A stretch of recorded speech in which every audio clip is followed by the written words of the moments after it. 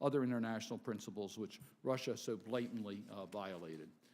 Earlier this week, the Russians agreed that they would finally sit down over the next 10 days with Ukraine and the EU and the US to discuss de-escalation, demobilization, support for the elections, and constitutional reform.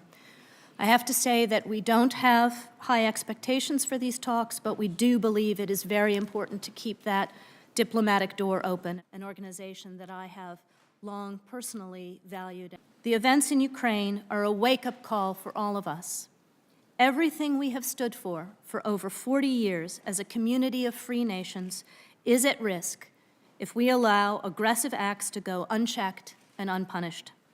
Other international principles which Russia so blatantly violated.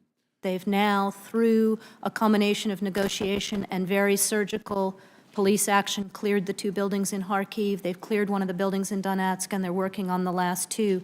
This, again, gives confidence to the Ukrainian people in those cities that their public institutions serve them and serve them with professionalism and credibility. Yeah. Do we have any proof, not suspicion, but proof, that Russians have been involved in the takeover of the buildings? The evidence is overwhelming that this was a very carefully orchestrated, well-planned, well-targeted, well-coordinated effort to take over buildings in 4 cities within the same 24-hour period with identical tactics. It's a particular honor to do so before the U.S. Helsinki Commission.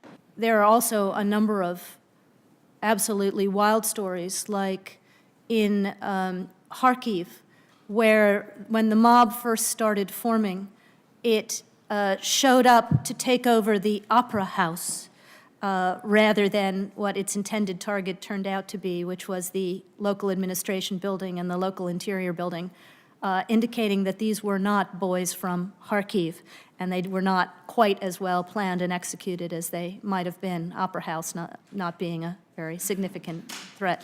So I don't think that we have any doubt that the preponderance of evidence indicates direct Russian involvement here, but in this setting, I'm not prepared to go further.